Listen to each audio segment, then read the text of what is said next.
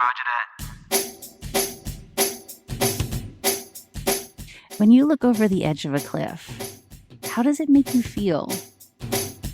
When you got a passion, been on for so long, and everything around you starts to go wrong. Gotta keep your head up, gotta move along.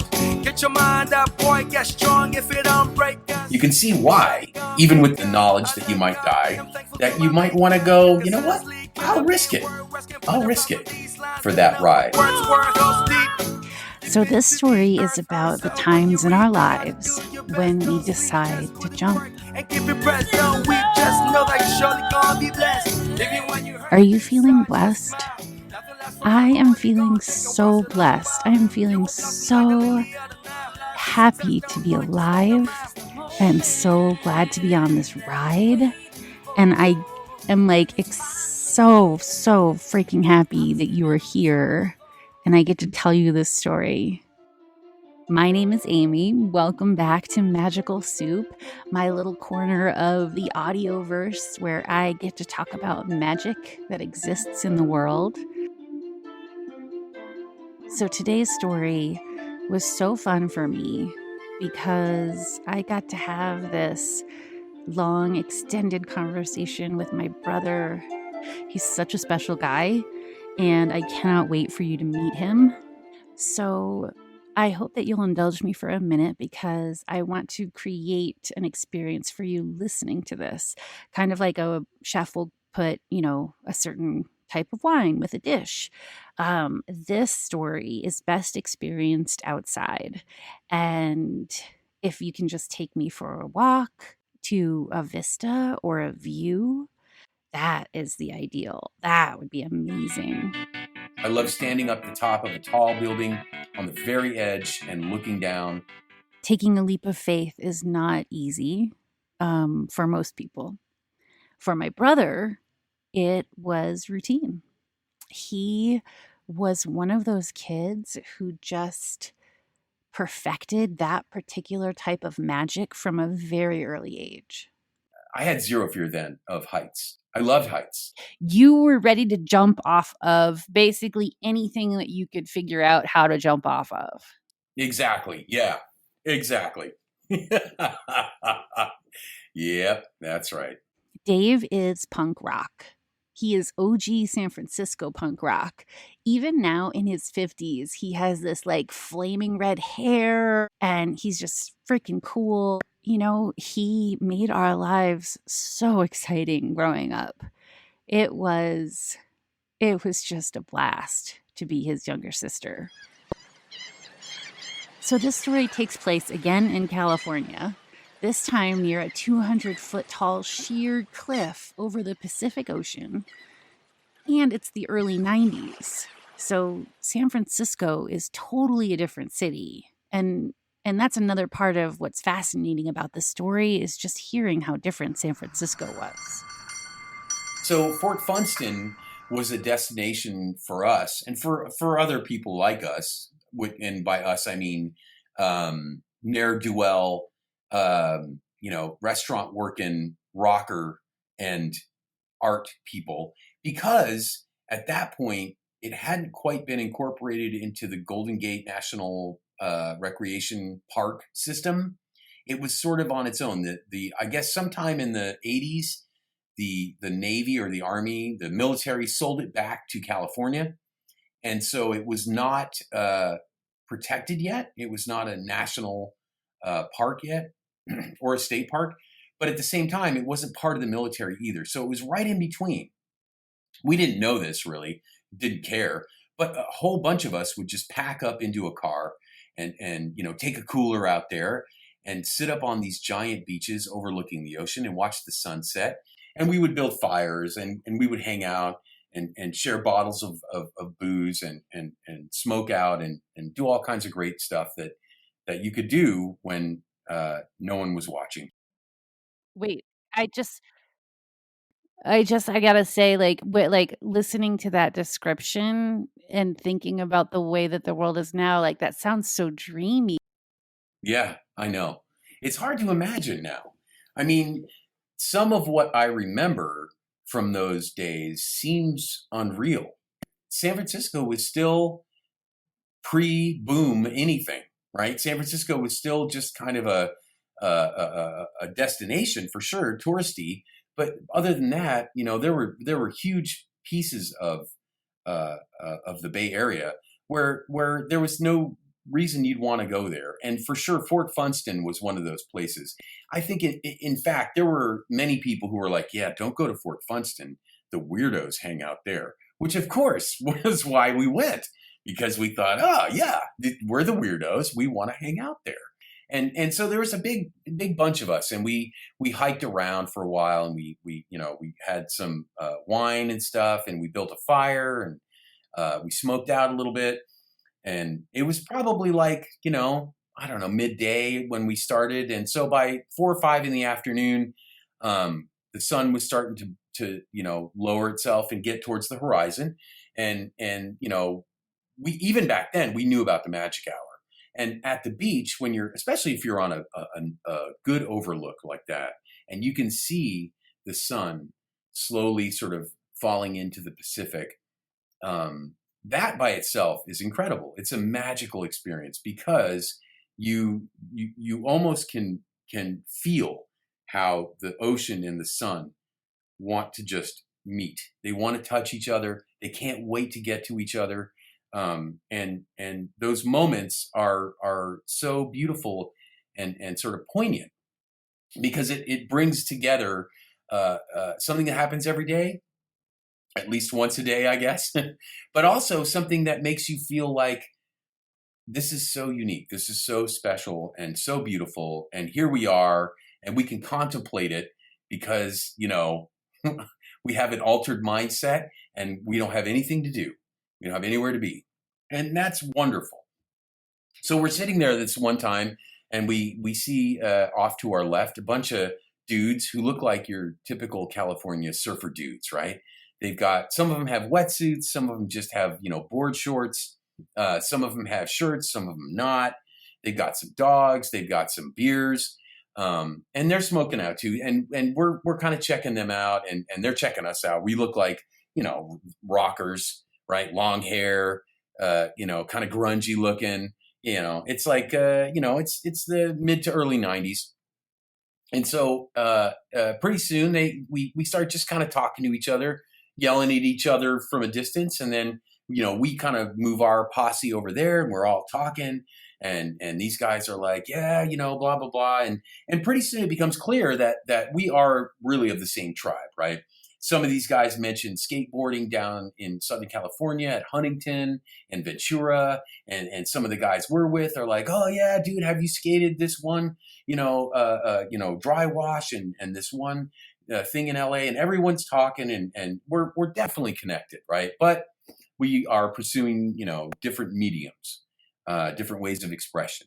But so these guys are like, every once in a while, one of them will just, sort of build out one of these big hang gliders, and they'll build it out, and the wings will open, and the big triangle bar comes down, and they strap themselves into what looks like a rock climbing harness. It goes around your thighs, it goes around your mid waist, and there's a little piece that comes up your back and kind of, locks into the bar of the hang glider. And then, one of them will just be like, oh yeah, cool. All right. Catch you guys later, and walk over to the edge and just launch, and I mean, it's worth mentioning that the wind, when the sun is setting out there on the beach, no matter where you are, you could be at Ocean Beach, you could be at Seal Rock, you could be at Fort Funston, any place on the Pacific there, when the sun starts setting, the wind really picks up. I mean, it's strong. And that's why those trees and those grasses, everything on the sandy hills there, 200 or 300 feet above the ocean, is all bent, because those winds are relentless, right? So, and you can see the birds doing it too. The seagulls, the hawks, everything that can fly is sort of up there over that space of air and water and beach, and just hovering, right? So we're watching this go down, and I was never really a skateboarder. I love skateboarding. I love watching it. I think it's really an amazing event, but I didn't have much to contribute in terms of conversation. But at one point I started talking to this one guy, and he was a drummer and I was a drummer, and he was, putting together this hang glider. And I said, I started asking questions. Oh, that looks cool, So it looks like a rock climbing harness. And he's like, oh yeah, it's the same webbing, everything, I'm like, oh yeah, I used to rock climb a bunch. I definitely love heights. And he said, hey, what do you say? You want to take a spin? And I knew that he was pretty much joking, but at the same time, he was kind of wondering how I'd react. He was, definitely older than me at that time. I was probably 24, 23, 24, 25, something like that. And so I had zero fear. I had, I still do basically, but I had zero fear then of heights. So I said, yeah, let's do it. Okay, so I'm going to pause here. I didn't know a ton about hang gliding before this. So I Googled hang gliding Fort Funston, and it's freaking terrifying. It is terrifying. Like, the first thing you get is like a hang gliding crash video, and you're like with a GoPro, like on the hang glider, just like headed down. It's terrifying. So after I saw that video, I decided I needed to get a little perspective on what it was like to legitimately hang glide at Fort Funston. So I contacted the Fort Funston Hang Gliding Club. Yes, of course, there is one. And the next thing I know, I am on the phone with this guy. My name is Pat Denevin, and I teach people to fly hang gliders, and I fly hang gliders myself. I mean, how dangerous is hang gliding for someone who hasn't learned the bunny slope? Oh, I'd say it's totally dangerous. We're becoming pilots. This is not just, it's becoming a three-dimensional person. So, you deal with air that's rising, air that's falling, air that's blowing towards you, air that's blowing from behind you. You need to figure these things out. And of course, everybody knows that the most important thing is, of course, landing. So, there are places where we fly, like Fort Funston, where we have to be careful about the ocean, for instance.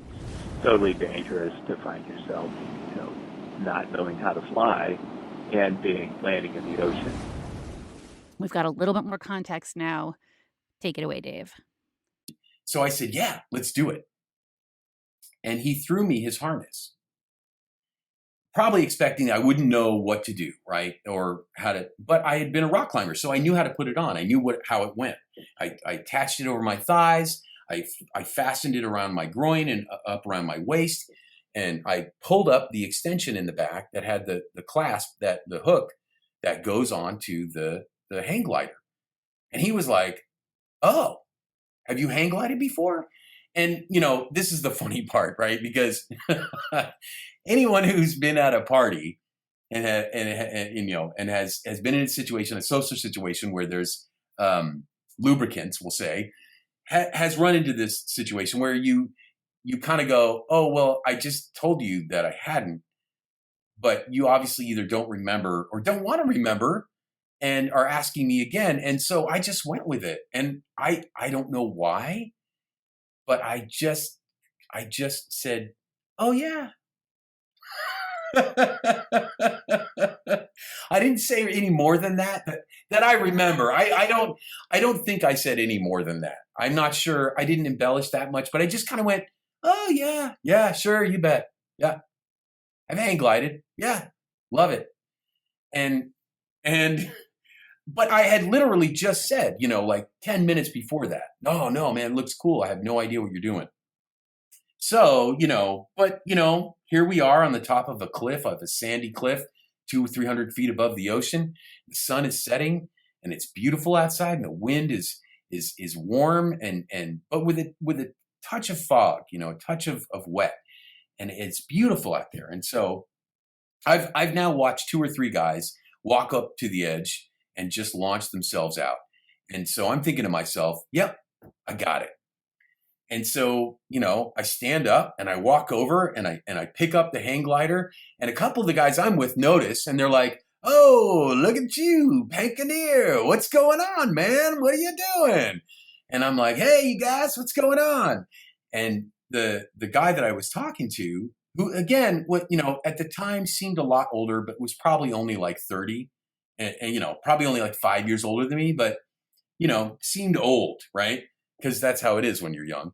And he hooks me in, he clips me into the back part of the hang glider, and he says, just go for it, man. You're looking good. And so I grabbed the bar in my hands, and I pointed the nose up. That's what I'd seen the other guys do. Pointed the nose up, and I kind of looked out at the ocean and the sky, and I kind of walked and then took a couple of hops, and I was in the air. And the weird thing is that,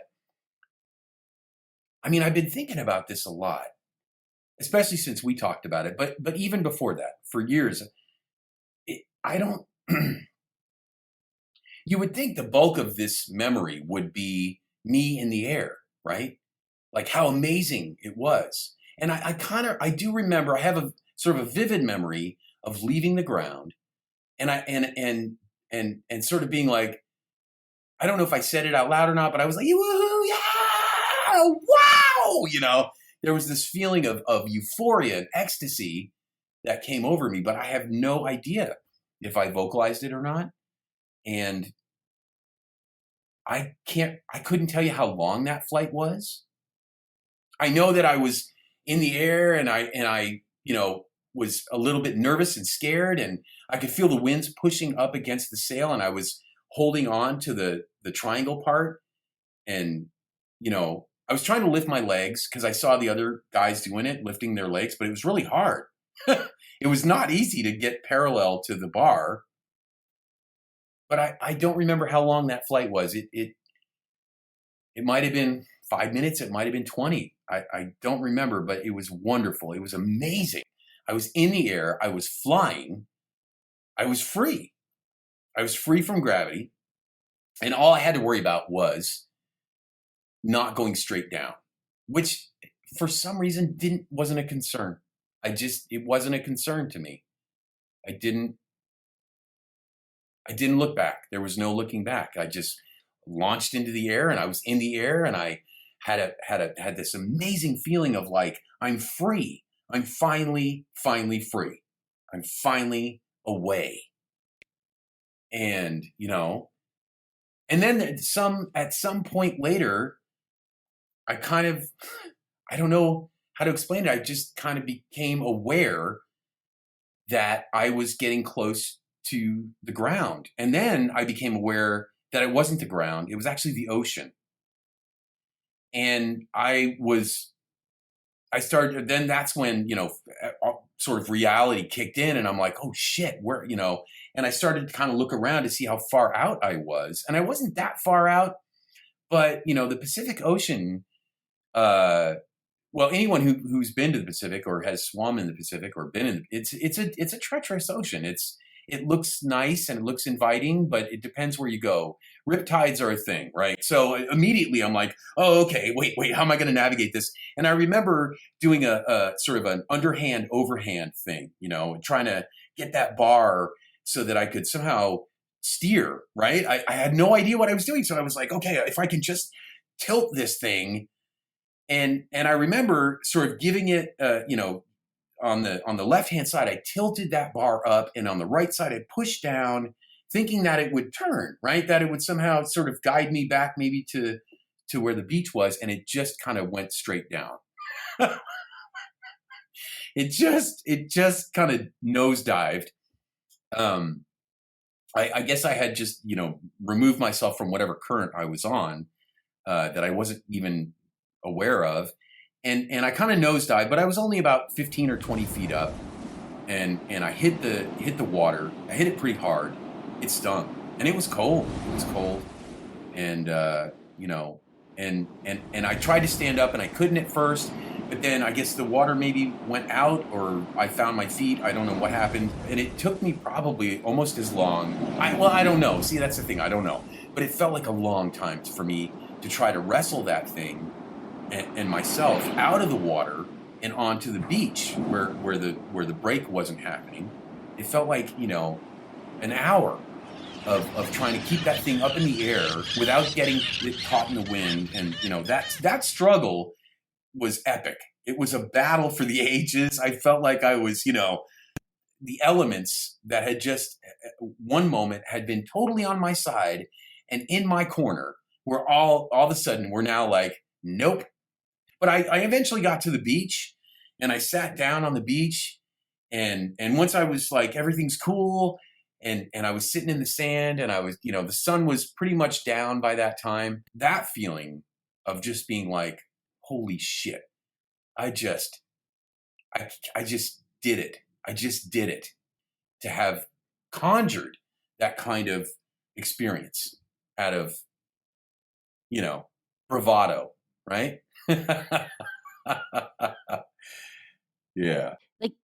Like hang gliders die. Like people who are hang gliders, like professionally, like, and they die jumping off that cliff. Like that's a thing. That's a thing. Yeah. There's signs now. There didn't used to be, but there's signs now that say you are risking your life if you're hang gliding off this cliff. There's giant signs that, yeah, it's pretty amazing. There are so many moments that we live and we don't even understand how important or magical they are because it's happening and we're not questioning and we're leaning in. If you have a chance to sit down and reflect on the beach after, you go, holy shit, that was amazing. My personal goal has been like, how can I get to a place where I'm recognizing that moment as it's actually happening? Yeah. That's right. Having an awareness without limits, I guess, right? I mean, that moment has sustained me. Knowing that I did that, one thing that I reflect on from that experience is there was at least 15 to 18 people kind of in that area. And nobody, not a single person, thought to say, hey, Dave, maybe you should rethink this. You're just going to jump off a cliff on a hang glider that you've never done that before. In fact, I would say, and again, my memory's kind of sketchy because I was very focused on me and what was my experience. But I'm going to say there was a couple people kind of cheering me on, which I don't think would ever happen now. There's been times throughout my life where I have been in either, major stress or major exhilaration. And there has been some sort of unknown random person there to facilitate my experience. And it's always been positive. And that is the X factor, right? That is the unknown in all of this. And also, if you accept it into your life, you'll find that it shows up as much as you need it to, or as much as you want it to, for sure. And if you feel like that's your opportunity, then it is your opportunity, And if you feel like it's not, it doesn't mean it'll never happen again. It just means not now. Yeah, that's well said. Yeah. Wow. All right. This is fun. I love you. Isn't he awesome? Okay, love you too. God, Bye. I just love my brother. So you think this should be the end of the story, right? Well, the problem is I left out the part where Pat, the hang gliding expert, said there's no possible way that my brother actually did what he said he did. It really sounds to me like something that somebody made up. I don't know. We should all use our BS detector a lot more often than we do. So you think my brother's telling me a big fat story? You think he's been in the yard? Sorry. I'm sorry. Now you're starting to think. How many other times has he told you big fat stories? I'm on it now. This is a mystery that needs to be solved. I am going to get to the bottom of this. And I don't know how it ends, but I'm curious to find out. What do you think? What do you think? Do you believe the hang gliding expert who said this is impossible? Or do you believe my brother who said, this is what I did? And in the meantime, between now and the next episode, I am putting a little bit of magic out there. If somehow the guy who lent my brother this hang glider back in the early 90s at Fort Funston gets a hold of this or hears about this or contacts me, how freaking amazing would that be? I mean, it would be insane. It would be totally insane, but I'm putting it out there because that's what I want to have happen. It would be great. Or if you want to share a story about this time that you were standing at the edge of a cliff and you decided to jump and it worked out, I would love to hear that. My email is magicalsoupinfo@gmail.com, and my phone number where you can just call and leave me a voicemail telling me your amazing story is 303-578-9424. If you want to check out my brother's bands, if you want to check out the hang gliding school, all of that is going to be on the episode page on my website, magicalsoup.com. Thank you so much for listening. Mwah.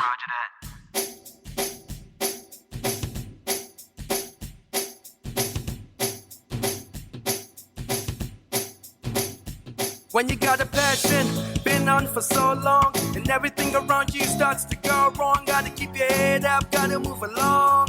Get your mind up, boy, get strong. If it don't break us, it's surely gonna make us. I look up and I'm thankful to my maker, cause honestly, could have been worse. Can put a price on these lines and know what words were. Goes deep into the earth. So when you reap, you gotta do your best. Don't sleep, just put in work and keep it pressed. Don't weep, just know that you're surely gonna be blessed. Even when you're hurting inside, just smile. Nothing lasts forever, only gonna take a while, so don't wow. You will blossom like the lily of the Nile. Life is a test, don't run, just walk the mile. This is the moment